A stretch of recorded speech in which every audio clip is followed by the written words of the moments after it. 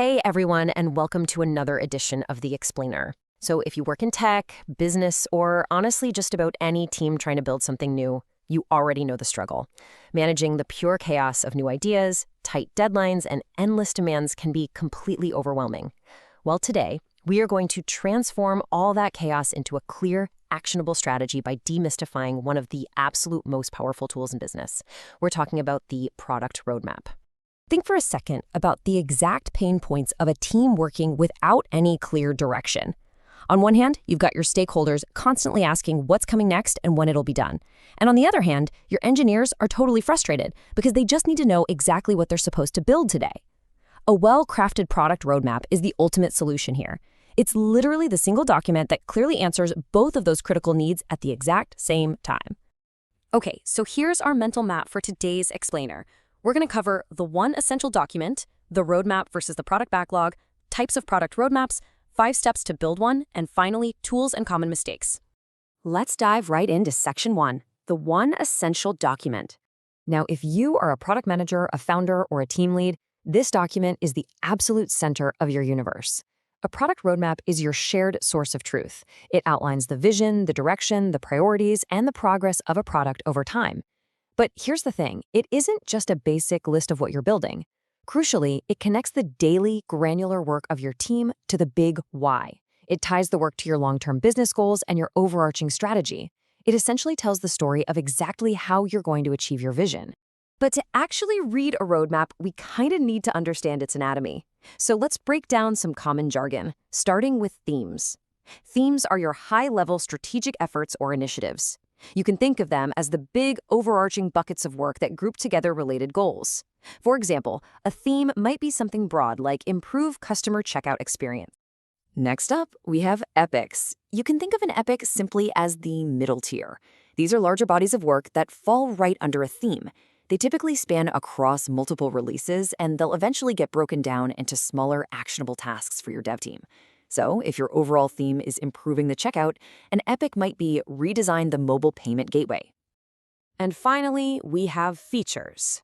Now, these are the tangible things the customer actually sees and interacts with. A feature is a specific piece of new or improved functionality that delivers direct value to the user. Going back to our checkout example, a feature would be adding a one-click Pay with Apple Pay button. And that right there brings the entire anatomy of our roadmap together, flowing seamlessly from a high-level theme down to a tangible feature. Moving right along to section 2, roadmap versus product backlog. All right, it is time to bust the single most common myth in product management. A roadmap and a backlog are absolutely not the same thing. Mixing them up causes massive headaches for everyone involved. Your product roadmap is your compass. It's the high-level strategic vision, it's a visual timeline, and it focuses heavily on the why and the what. Your product backlog, on the other hand, is your checklist. It is a granular, deeply tactical to-do list for the engineering team that focuses strictly on the specific how. So the absolutely crucial point here is this core mindset shift. A roadmap is a strategic plan, not a rigid promise. Let me say that again.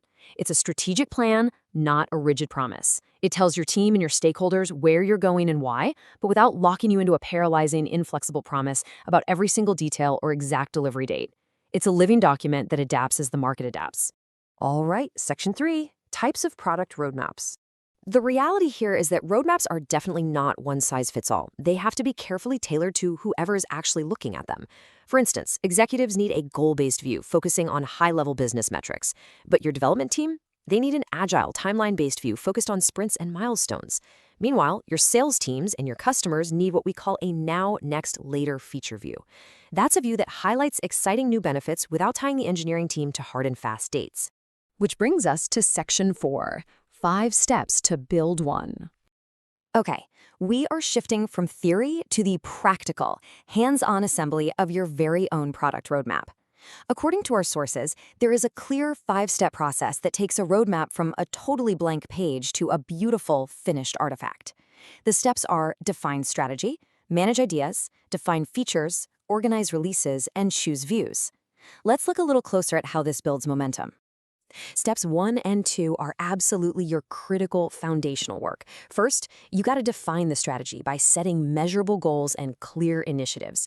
You really have to know your destination before you start driving, right? Then, step 2 is managing ideas.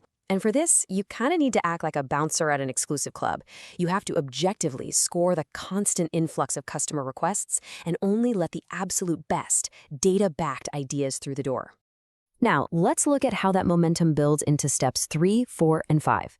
This is where you actually translate those winning ideas into real development work. You define the features and group them into epics. Next, you organize them chronologically by plotting your delivery timeline with planned releases. And finally, you choose your views. This means displaying the information beautifully and appropriately for whichever specific audience you're presenting it to. And finally, section 5, tools and common mistakes. Building your first roadmap can definitely be a bit tricky, so let's make sure you avoid the classic pitfalls. Think of these as the cardinal sins of road mapping. Number 1, making it way too detailed. If your roadmap looks like a microscopic spreadsheet, it is going to be intimidating and literally no one will read it. Number 2, becoming a feature factory. That's when you just pump out features without tying them back to any strategic vision. And number 3, setting it and forgetting it. If you don't update your roadmap constantly, it instantly becomes a useless historical artifact instead of a living guide. Fortunately, there are some really fantastic tools out there to help you manage all of this. Purpose-built software like Product Board, AHA, or Jira Product Discovery are amazing. But honestly, if you want to use Notion or even just a simple Excel spreadsheet, that totally works too. Reassure yourself that whether you use highly specialized software or a basic grid, it's the strategic methodology we've discussed today that truly matters. So, as we wrap up, I want to leave you with a somewhat provocative question to take back to your own projects. Look closely at what you're using today to plan your work. Is your roadmap truly acting as a strategic compass that guides and inspires your team? Or has it just become a trap of rigid promises that stresses everybody out? Let us know how your team handles road mapping down in the comments. We seriously love hearing how you all apply these strategies in the real world. If this explainer helped bring a little bit of clarity to your product management journey, don't forget to hit that like button and subscribe to the channel for more deep dives. Keep building great things, and we will see you next time.